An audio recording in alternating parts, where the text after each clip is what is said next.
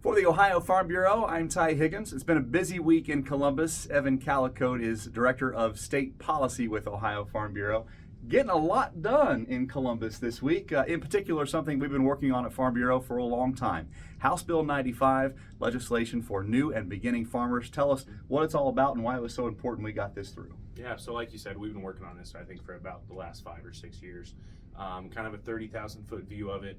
What it would do is just kind of provide that incentive for those established farmers to help those new and beginning farmers get in the industry. We know that the age of the American and the Ohioan farmer just continues to rise, so we want to make sure that we incentivize them to come into the industry. So first, it would provide a non-refundable tax credit for that beginning farmer if they participate in a financial management course. They become certified as a beginning farmer through either ODA or a land-grant university like Ohio State, and I believe there's even a way for them to do it through USDA.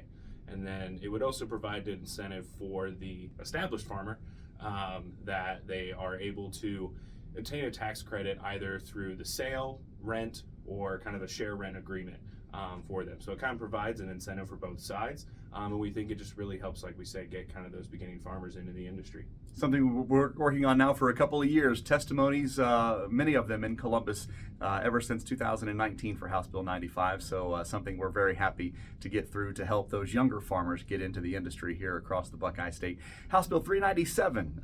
Handshake agreements are often used in agriculture, but they needed some guardrails, Evan. So what does that bill do for those particular leases? Yeah, so like you said, we just wanted to make sure that there was more protections for some of those handshake agreements. We know that most farmers have gone away from that in favor of the contract. It does help provide protection, but just in case some of those deals are still out there, what this bill would do is kind of provide that protection in case a lease would be terminated while those crops are still in the ground. We see that often when the landowner, that may change, whether that person passes away or transfers the ownership of that land, and we want to make sure if that farmer has crops in the ground that they're able to get them out effectively. They would have to have a notice of that lease termination by September 1st, but they are able to keep those crops in the ground until harvest or December 31st, whichever date comes first.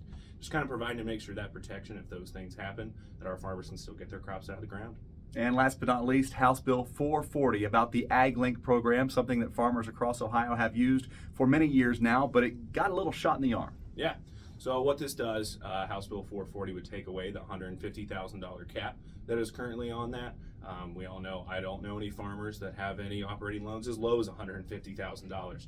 So this kind of eliminates that cap, allows them to get an interest rate discount on more of those loans. And it also opens up for those farmer-owned cooperatives to be able to take advantage of the program. We all know in these times of rising inputs and everything else we really think that this could provide some help to our farmers. You can find out more about these bills and more at ohiofarmbureau.org. Evan Callicoat is Director of State Policy here at Ohio Farm Bureau, and I'm Ty Higgins. We'll see you down the road.